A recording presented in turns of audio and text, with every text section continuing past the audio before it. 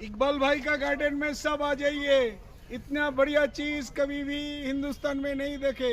ये पहले बार हम लोगों को मौका मिले, इसीलिए हम लोग चले आए यहीं पर। आप लोग भी इकट्ठा होके सब चले, ये एंजॉय कर लीजिए। सर अपने भाषा में बोलो। हम लोग कलकत्ता से आए, इतना मस्ती, इतना अच्छा। मेरे एप्पल का गार्डन आज तक नहीं देखा, पहले अतीत में कभी भी नहीं देखा। इस तरह पूरा का मन garden। भर गया, पूरा मेरा मन दिल भर भर गया।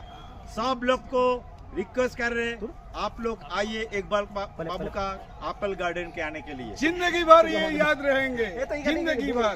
Thank you so much, thank you so much. Thank you. আমরা এই প্রথমবার ইকবাল ভাইয়ের বাগানে এসেছি আপেল বাগান দেখতে।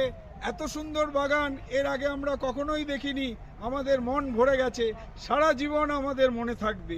এবং ওনার ইকবাল আতিথেয়তা ভাই এত আতিথেয়তা এবং আমরা এতটা মুগ্ধ। আন্তরিক, এতটা আমাদের সঙ্গে যেভাবে উনি এত হাসি মুখে দীর্ঘক্ষণ সময় আমাদের বাগানটাকে পুরো নিজেই প্রত্যেকটা জায়গা নিয়ে গিয়ে এবং পার্সোনালি নিয়েও আমাদের সঙ্গে ছবি তুললেন, তার এই আন্তরিকতা আমরা কখনোই ভুলবো না।